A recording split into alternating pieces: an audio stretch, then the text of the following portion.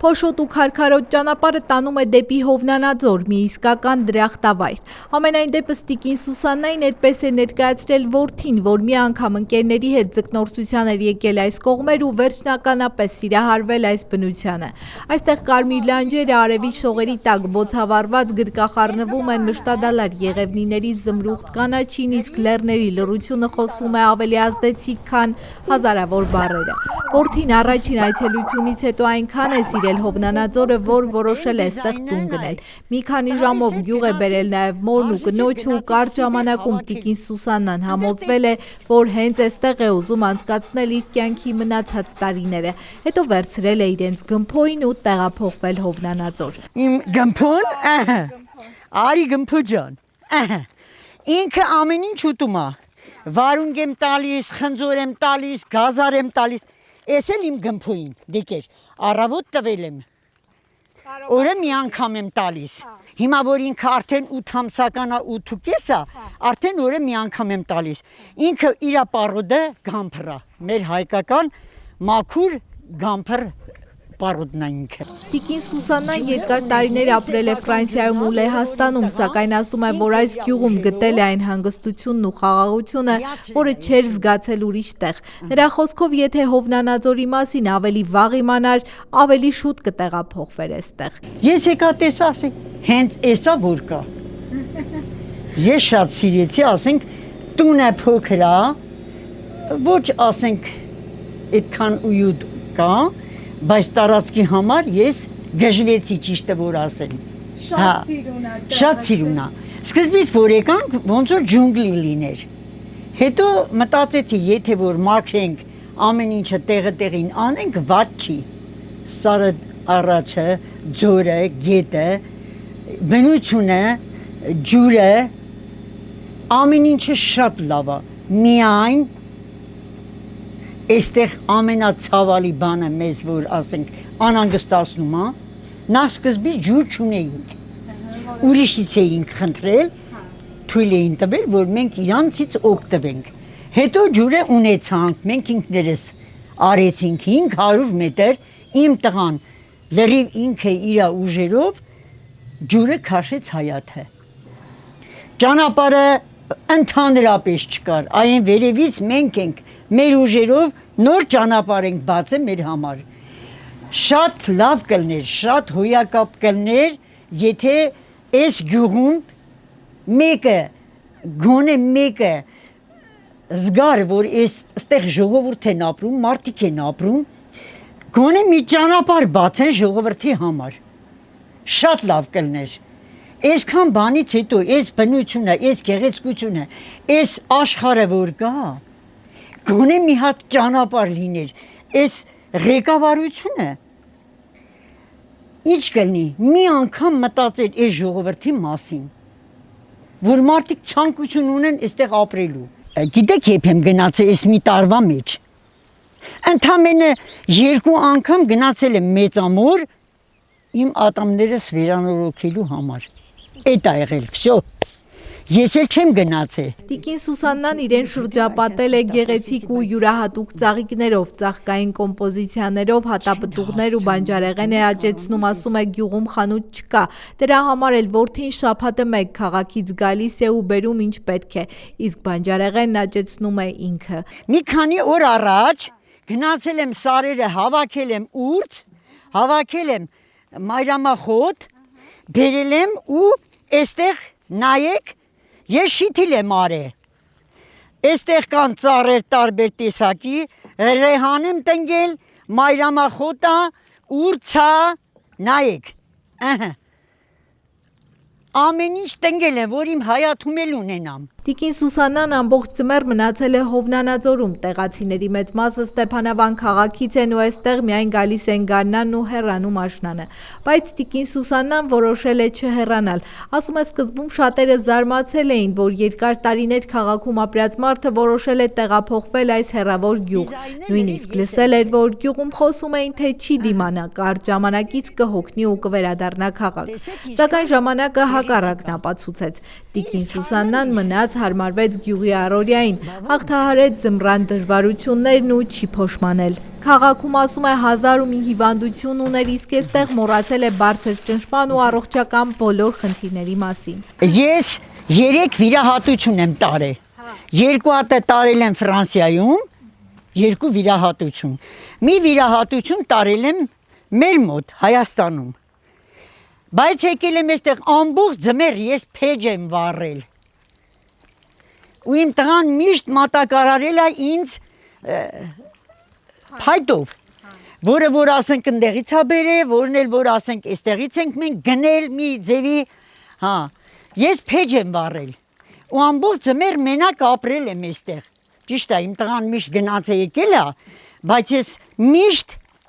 մենակ եմ եղել։ Երբեք չեմ հիվանդացել,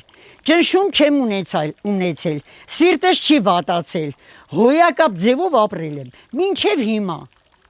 Արդեն քանի տարի է որ այստեղ եք։ Հələ տարին չի լրացել, օգոստ, սեպտեմբերին կարելի ասել։ Հովնանաձորը դրախտի հետ է համեմատում տիկին Սուսաննան ու ափսոսում, որ շատերը դեռ չեն բացահայտել այս հրաշք բնակավայրը։ Ու պատճառը ոչ այնքան հեռավորությունն է մայրաքաղաքից կամ կիսական ճանապարհը, այլ առհասարակ անուշադրությունն ասում է։ Ավելի ճիշտ ուշադրության տարօրինակ դրսևորումը։ Յաղդանում գազը կա, ճանապարհը կա, վերանորոգումը կա, օգնությունը կա բոլորին։ Ես ես մի հատ բան եմ հասկանում, եթե Յաղդանում օգնություն կա, որ մարդկանց ձմեռը օգնում են, ասենք փայտով եւ այլ բաներով, իսկ ինչի էստեղ չէ։ Տարբերությունը ո՞րն է, չէ՞ որ այստեղի մարդիկ են մարդիկ։ Մենք այսինքն չունենք այդ բանը, որ ասենք պահանջենք, ուղղակի զարմանալի է մեր համար, որ բոլորն էլ մարդ են, չէ՞։ Կողքի գյուղին օգնություն կա, բայց այս գյուղին ոչ։ Գոնե գազ ունենանք, ճանապարհ ունենանք։ Դե ինչպես ամենուր համայնքային զարգացման ծրագրերը խիստ կապ ունեն ընտրություններին գյուղում առկա քվեարկողների քանակի հետ։ Հովնանաձորը փոքր գյուղ է, հազիվ մի 10 տնտեսություն, դրա համար էլ հեռանկարային չէ, համայնքապետի համար այստեղ ներդրումներ անել է։ Ձմռան ընթացքում տան մոտ մի քանի անգամ գայլեր են երևացել, ֆիքսել են նաև տեսախցիկներն ու իհարկե նաև գմփոն, որ միշտ զգոն է։ Թեև մոտակա բնակելի տները հեռու են, բայց տիկին Սուսաննան ասում է, որ երբեք չի վախեցել։ Բնության հետ հարևանությունը, նույնիսկ վայրի կենդանիների ներկայությունը նրա համար այս կյանքի բնական մասն են դարձել ու ասում է անհանգստության պատճառ չունի։ Դուրս եմ եկել բալկոն, մի մեծ այսենց բան կար, երկաթից ձող կար։ Այդ երկաթից ձողով խփել եմ այս սյունին, երկաթից սյունին։ Անենց ուժեղ եմ խփել, այն կարգ եմ խփել, որ գայլը փախավ։ Հա, աղվեսը գալիս է, այս ծառների տակով մանա գալիս, այսինքն գնում։ Ու հարևան չունեք։ Այս կողքի հարևանն է, ասենք ձմեռը այստեղ չի եղել։ Նոյեմբերին գնացել է, ապրիլին եկել է։ Ու դուք մենակ։ Ես մենակ եմ եղել այստեղ։ Տիկին Սուսաննայի Ծաղկաստանը թողնում ենք ու առաջ շարժվում գյուղի դատարկ փողոցներով։ Երկար քայլելուց հետո հանդիպում ենք պարոն Ռոմիկին, որ եղանն է նորոգում։ Դասատ ունի ինչ որ գա ստիխոտ հնձի։ Խոտը հնձում է, բայց կոտրվում է Ռոմիկին է հյուր գալի։ Հա, այդ դրա համար է եկել։ Ստի ոնց հասկանում եմ, ով ինչ գործ ունի, Ռոմիկին է ասում։ Չէ։ Դե մի քիչ բան պլոտնությունից հասկանում ենք։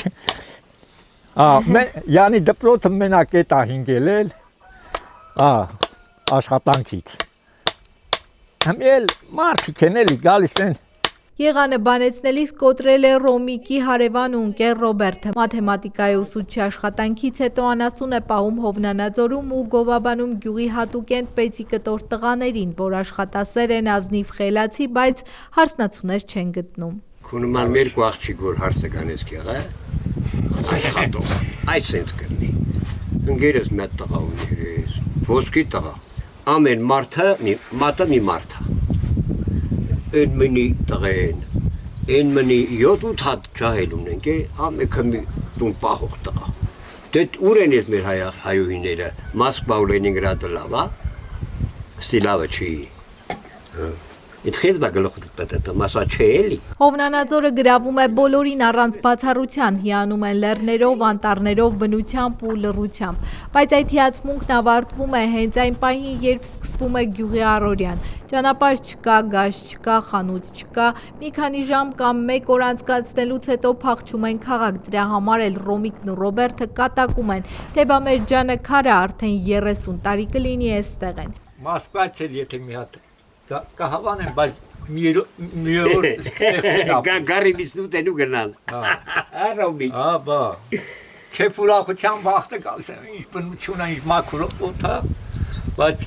որ հարդ կան, մի օր կան ստեղ ապրելու, թե Բայց այդ տիկինը ոնց է եկել։ Խափել են եկել։ Տիկինը աշկերը կապել եմ ու բերել։ Ստեղ որ հարս են գալի, գնում են աղջիկ ուզում բերեմ, չէ։ Քշերը գնում են, հետևին մաշինը նստածը փարդ են քաշում գլուխն ու բերել։ Զգուշ մնա, հա, այդ կաստիկենաս են որ դու գիտենա։ Դուք ել եք տենց արել։ Հա, ինչ են, դենեմ չես մի դժգոհա չիլնանում։ Տիկին Լաուրան ոչ թե դժգոհ է, այլ հոգնած, դե ով չհոգնի, որ լույսը դեռ չբացված գոմում է։ Կիտ, տան գործ, գոմ մաքրել, կատ կթել, գործը չի հատնում ու ասում է ժամանակ էլ չի մնում կյանքը ու այս գեղեցկությունը վայելելու։ 88-ին երկրաշարժից հետո Ստեփանավանից տեղափոխվել են, ապրում են վագոն տնակում։ Հիմա տարածքը փոքրություն է անում, շինարարություն են ձեռնարկել։ Այդպես էստեղից գնալու միտք չունեն։ Անասունները շատացրել են, կաթի մեծ մասը հանձնում են, փոքր մասը մշակում, բայց ոչ նա է մի բան, ոչ էլ մշակելն, ասում է, երկու դեպքում էլ գյուղացին տուժող կողմ է։ Դե Ստեփանավան էինք եկանք ստեղ չարչարմունքը շատ է Ազիզյան։ Նայ գիլեմ անեմ։ Գոնե լավ գնի եք տալիս։ Տեղը մի քիչ էժան։ Էժան էլի Ազիզ։ Բայց ասեք, որ ձեր կովերը լավ խոտ են ուտում, լավ կաթ Հա, բայց դե բան չկա էլի։ Ձեռքերը շմաթում այրող տիկին Լաուրան խոսելու սիրտ չունի, գործերը մնում են, ասում է, դուք ինձ օգնող չեք, թող խոսի պարաբ Ռոմիկը։ Գյուղացու աշխատանքը գնահատված չէ, ասում է պարոն Ռոմիկն ու շարունակում։ Դժվարությամբ են պահում կովը, մեծ չարչարանքով ստանում են կաթն ու կատնամթերքը, բայց վերջում եկամտի մեծ մասը ստանում են վերավաճառողները։ Մի կողմից խանութներում ամեն ինչ թանկանում է, մյուս կողմից գյուղացու արտադրածը գին չունի։ Գեղացուանաս ոնչ ղեկավարությունն է գնահատեմ, ոնչ տանողն է գնահատեմ, մենակ ուտելու են չալիջ գալի, էտա, շո, Այսինքն գինը լավը չի։ գինը լավը չի, սաղ ուզում են օգտվեն, հմի եթե ես պանիրը տանեմ հանձրեմ դնեն խանութը արժե ստեղ 1500-2000 դրամ, ընդեղ կրկնակի գնով դու գնալ տես առնես, բայց հմի եթե գաս ինձանի առուտուր անես, մի բան բերես ծախելու, խապիլ տես ասես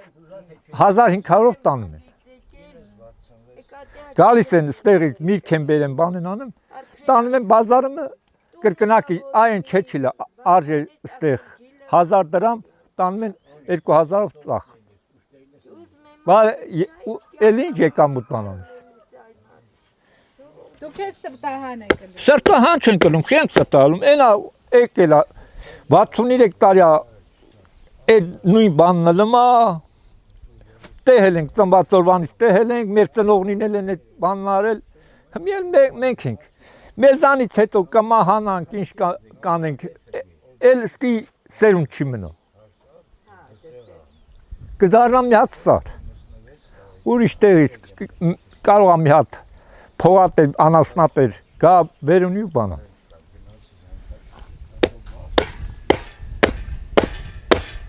Ասում է Ռոմիկն ու բարկանում ու հանգստանալու համար հովում նստած հարևանից ծխախոտ խնդրում։ Բարկանա չբարկանա բան չի փոխվում, այդպես եղել է, այդպես կլինի, հանգստացնում է Ռոմիկին հարևանն ու շարունակում։ Որը քանի լիտր է կասես խնդրել։ Լայած։ 180 էր, դարձավ 170, մեր 150։ Սիզոննա գալի որ Եթե ընկեր վարչապետը մեր հարգելի, մեր շատ Սիզոննա գալի, այս հաղորդումը։ սիզոննա գալի։ 150 ենք սորտ։ Կաթը ավելանա, մի քիչ պտի Հենց իրեն թե կրանտաբաց են կանան, ըստի կաթը գալիս։ Դեն չէ կանում։ 200-ից 250 դրամ դառնա, Եղածին արքայի պես մարդ։ Անասունը ծախում ես, մի անասուն ես ծախում, տանողը հետդ հավասար, Խասաբա հետ հավասար հնգերա։ ուզմա ғասապլի, ուզմա ջիվոյ բարշես, ույնակն եմ ասում, մի հատ անասուն, իրեք տալիս ես տանմա կրկնակ ինքն էլ բանանը, օգուտ տենը։ Հետո։ Ռոմիկին ու Ռոբերտին թողնում ենք իրենց զրույցի հետ ու հեռվում Սարալանջին նկատում ոչխարների հոտը հսկող հովվին։ Մոտենում ենք նրան ու ծանոթանում Բաղդասարի հետ։ Մարտակերտի շրջանում 1500 գլուխ ոչխար պահած հովիվը այստեղ ուղակի հանգստանում է։ Դե քանի որ պահածը 100 ոչխար է, բայց այս կողմերում հովիվ գտնել չի լինում։ Դրա համար էլ իրեն Մասիս քաղաքից են բերել այստեղ։ Սալավը դուրս որնա, սետակն վախտից է թողում շեստի, եսքան տանն նստում։ Երկսուն ռացում իրանց։ Շոկ վախտը փախչում, չէ։ Չէ, նույնիսկ որ նստում են։ Հա։ Դու էլ քու գործերով։ Հա։ Բա որ կորուս տաս, բա որ գելը գա։ Բա շունը ինչ է շունը։ Շունը կարա մենակ։ Աբա ինչ։ Չէ, թողնս տոնես է տայ, այսա տոնես։ Կանոց հերը չթողում, աբա, այդ աղջիկ պսակու է։ Հիմի էլ չթողում հերը որ։ Դա հերասմա տղան կյանեն, դա խոսենք նոր քյացիկ։ Առաջին աշխատավարձին սեփական ձի է առել, որ հոտի հետևից շատ չվազի, հետո էլ ազատ ժամանակ լինի կյանքը դասավորի։ Հարևան ագարակից հավանած աղջիկ ունի, այսօր էգուտ ժամանակ գտնի ու կգնա ձեռքը խնդրելու, ասում է, պետք է որ չմերժվի։ Դա հորն է պիտի խոսենք։ Գյուղից է։ Չէ։ Բանան ակրագանա։ Հա, դեռ չես խոսացել։ Չէ, հələ դու խոսում, բայց հորն է թելա չէ։ Բա համաձայն կլի, ինչ ես մտածում։ Ենք ինքը համաձայնա։ Մարդ խմողալ է, տկլի ցալել, կուտուտի ցալել։ Հա։ Դե հələ ցական կեզա պիրալի։ Բան հա լավ ախտինի շոյես բան սմոնա ամենի հատ սարքես։ Ոնցո։ Հացը ես եմ սարքում, ոնցո։ Իսկ Ղարաբաղ չկար այնտեղ հավանած աղջիկ։ Չէ, դե Ղարաբաղն չէ, Ղարաբաղն ինձ հետ խոսեցին չէ, դա Ռուսաստան չէ, հոլ բեմեդ։ Բաղդասարը ոչխարներ է պահում ոչ թե իր այս սեփականատիրոջ համար։ Հովնանաձորում ոչխարաբուծությամբ զբաղվողներ չկան, գնալով գյուղացիները կրճատում են նաև անասնագլխաքանակը, պատճառը դժվարություններն են։ Հովնանաձորը կարելի է կոչել մի փոքրիկ դրախտ, որտեղ ապրում են աշխատասեր ու գյուղը սիրող մարդիկ։ Այստեղ բնությունն իր ամբողջ ուժով ու գեղեցկությամբ է ներկայանում, հիացնում, զարմացնում։ Հովնանաձորի հին ու նոր բնակիչներին մենք էլ ճանաչում ենք, ամեն անգամ այցելում ենք հուսալով, որ մեկ ընտանիք, գոնե մեկ մարդ գյուղում ավելացած կլինի կամ գոնե պակասած չի լինի, բայց ցավոք տարիներ շարունակ նոր բնակիչներ չեն հայտնվում։ Դե բացառությամբ տիկին Սուսաննայի։ Ռոմիկի ու Ռոբերտի զրույցներն էլ հաճախ գյուղի դատարկման մասին են, հարսնացուների փնտրտուքների, երկրի խաղաղության ու այդպես։